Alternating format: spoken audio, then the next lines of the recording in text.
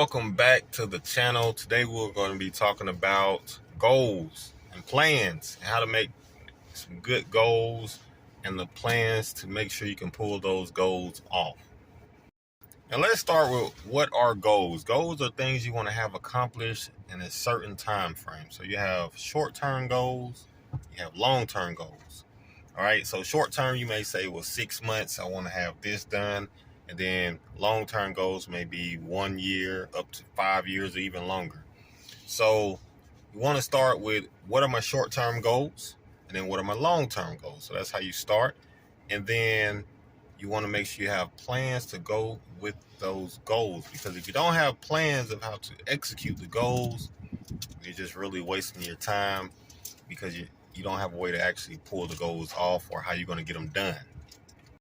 So let me give you guys an example of that. So let's say you want to have $1,000 saved up in the next 6 months. You want to have $1,000 just saved up, put to the side. Nothing comes out of that 1,000. You don't spend on anything. So how would you write that goal?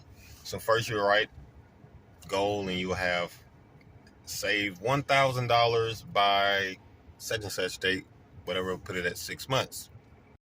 Next, you want to break it down, how much you're going to save per month. Now, if you want to do 6 months, you have to break that down along the 6 months, how much you need to save per month to make it $1,000 within that 6 months. Okay, so once you realize you have to save, what is the math on that? Someone leave it down in the comment section below, with 170, 180, somewhere in there, per month. Okay, so now we know how much we want to save up within 6 months. We know how much we need to save per month to have that in 6 months. Now we need to have, how will we, like, where is that money coming from that we're saving it from? Is that from working? Is that from a side job? Is that from selling books or something? So now you have to also write on there, like, where is this money coming from that I'm going to be saving?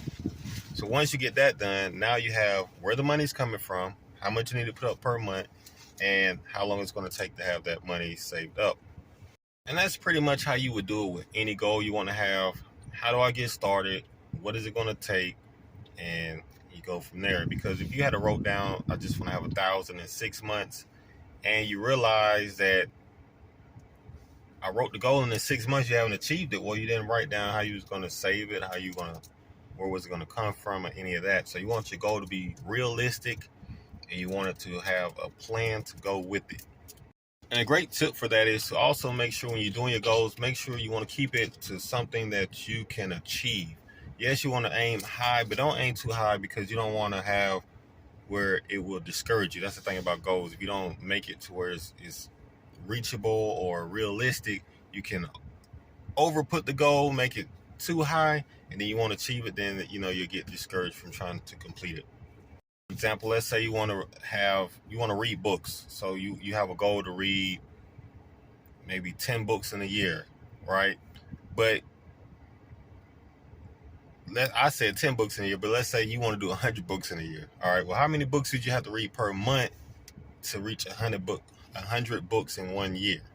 So you're well over 8 books or something like that per month. And if you want to break it down by the weeks or something like that, so okay, well, hey, realistically, I can only read 1 book maybe every 2 weeks. So you wouldn't set a goal so high, like 100 books in a year or 10 books a month, because you can really only read 1 every 2 weeks, or depending on your time frame, that's all you can get in, maybe 1 a month. So that's something you want to remember that.